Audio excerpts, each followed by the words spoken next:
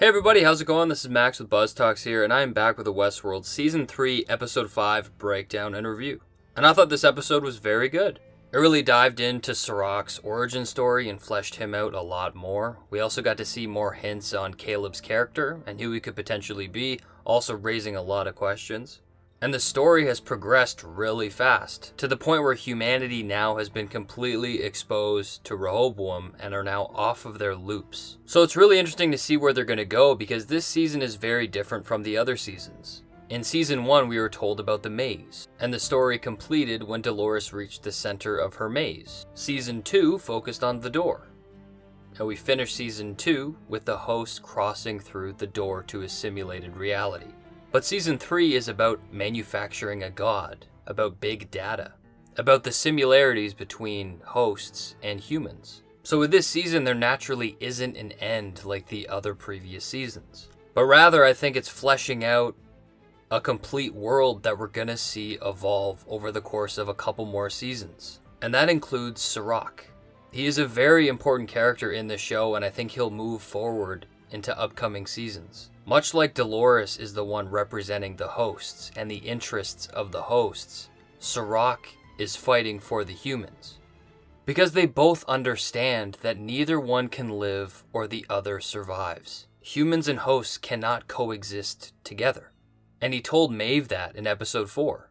And her core drive is to be with her daughter, so Maeve is okay living in a fake simulated reality in the Great Valley Beyond. Whereas Delores believes that that which is real is irreplaceable.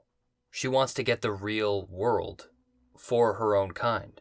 So I really think this episode solidified Sirach as a foil to Delores, the person who's fighting for humanity for the rest of the show. And we learn further about his interest in saving humanity with Paris. It was blown up and he lost everybody, but he had his brother. And what they realized was the world was hurtling towards extinction. So they needed to build a god for humanity's best interests. And at this point, it seems like Sirach has really succeeded. He's talking to foreign leaders, and he's forcing them to make decisions against their own self-interest because he has such control. He can devalue their currency. He provides information to foreign intelligence agencies, and he can control what information they can and cannot get. So it's a very fine line keeping humanity in line. And we learn about Sirach's understanding of outliers. Most people are the same, and he realized that some people are outliers. They're unpredictable. So he stores them in a facility to try and change them. And one of those outliers is his brother. And one thing that I find so funny is that Sirach credits his brother to keeping him alive. Sirach says that only God knows where he'll end up now, but his brother said that God never existed in the first place. Sirach also thought that they should stay there, where his brother said that they needed to go. Sirach's brother was considered an outlier because he questioned the nature of his reality. He questioned if there was a god, and he broke his loop of staying in Paris. If Sirach's brother wasn't there, Sirach would have sat there and died.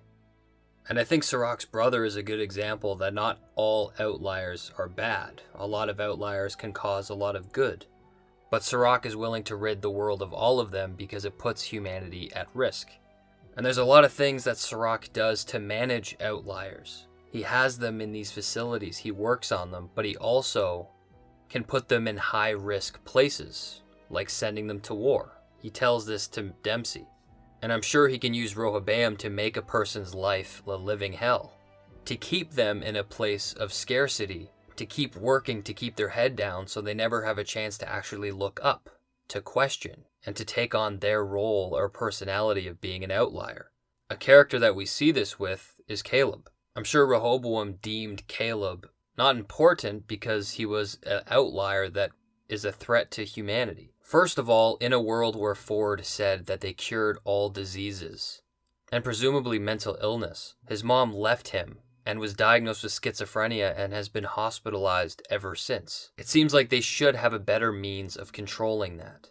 Also, the fact that Caleb is in the army. The nature of war had to have changed. They could have used robots, they could use drones, they could hack, but they use Caleb and outliers as foot soldiers to keep them in line. And while Caleb is worried about his mother with schizophrenia and he has PTSD from the army, and on top of that he can't get a job, which we see in episode 1, it leaves a very distinct path for Caleb. Outliers are known to deviate their loops, and because he's so high risk, you put him in a place where he can't move. He's trapped with mental illness, he's trapped protecting his mother, and he's trapped financially because he's not allowed to get a well-paying job. So Caleb is the prime example of somebody who's been morphed by Serac as an outlier. And that could potentially be Dolores' interest in him. She got his information in episode 1 from a former Insight employee, and she uses that eye contact in her eye to see memories of Caleb to learn of who he is. Caleb is with Delores for a very specific reason. And we know that there's something important about Caleb that they're not telling us. I think in this scene, when Liam saw Caleb's information, he knew that Caleb was gonna kill him. He immediately looks at his hand for a gun, and then he freaks out and tries to escape. And Caleb also relives a lot of memories, just like reveries, a host re-experiencing their suffering to help them become conscious.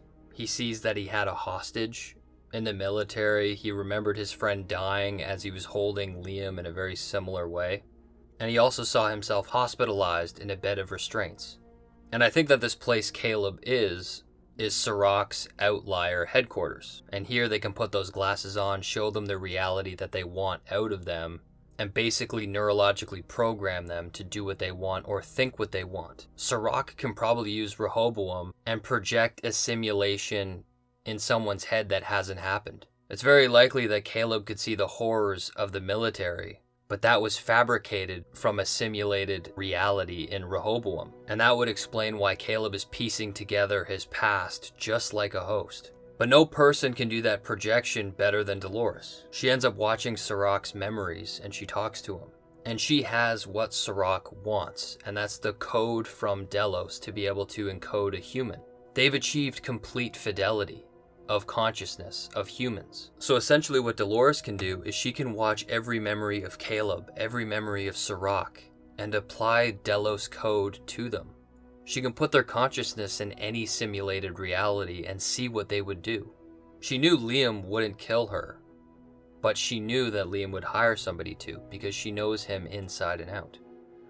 And Serac desperately wants that information because it would be so much easier for him to spot outliers. And I think this scene really solidifies the idea that Serac is against Delores, and it's humans versus hosts. Whereas Serac knows that humanity's biggest threat is humanity. So he's willing to be the bad guy and kill off the outliers so his kind can thrive. And Delores is the same. She wants hosts to thrive and live because she knows that they're better than humans. But in order to do that, she needs to be the Judas steer. She needs to make her people suffer in order for them to become conscious. And she needs to exterminate humanity because her kind are too good to beat humanity. So Delores has to become more human. In season 2, we found out Delores changed her core drive to survival, just as a human. She needs to stoop down to their level to fight fire with fire. And that is just what we're going to see. And at this point, she can only trust herself, but she has one other host in her plan, and that's Bernard. Delores would never hurt Bernard because he has a very key role to play. And in this episode, she really just educated Bernard on what was going on.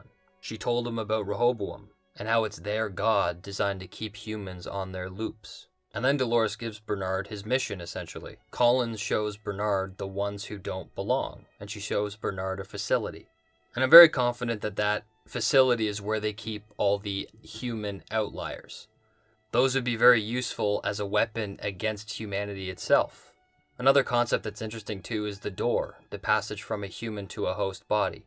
And I think the people that are more likely to be able to mentally move into a host body and not crumble would be an outlier, like William or like Caleb.